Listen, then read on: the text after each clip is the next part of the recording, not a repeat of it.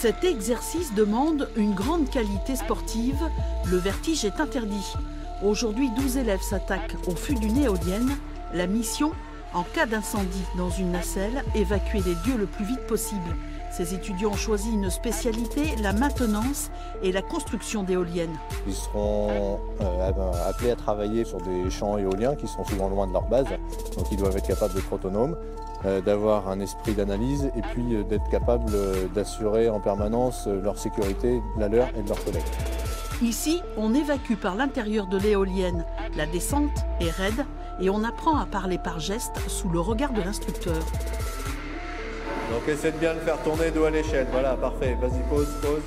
L'éolien a le vent en poupe. 5 centres de formation ont été créés en France. Le lycée professionnel de Montmorillon en fait partie. Jordan et Maxime suivent des cours depuis le mois de septembre dernier. La matinée est consacrée à la maintenance d'une nacelle. Là, en fait, on a sorti la génératrice de la nacelle de l'éolienne. Donc la génératrice, c'est ce qui fournit le courant. Donc on l'a sortie en sécurité et après on l'a déposée à l'extérieur pour faire les essais mécaniques et électriques dessus. Pour obtenir une certification, il faut connaître les hautes technologies, avoir un BTS industriel, pratiquer l'anglais et être mobile. Alors, ce qui m'attire essentiellement, c'est de pouvoir travailler à l'extérieur et aussi le côté technique de la maintenance.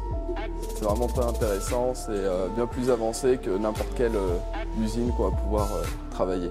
Ils vont, suite à cette formation, effectuer une période de 2 mois de stage au sein des équipes de maintenance, soit constructeurs, soit sous-traitants. Et suite à ce stage, la plupart du temps, on va dire dans 95% des cas, ils sont embauchés à l'issue du stage en CDD sur une période de 6 mois en général, et puis très souvent convertis en CDI. La plupart des constructeurs allemands, danois et espagnols ont l'œil sur ces jeunes qu'ils accueillent dès la fin de leur formation.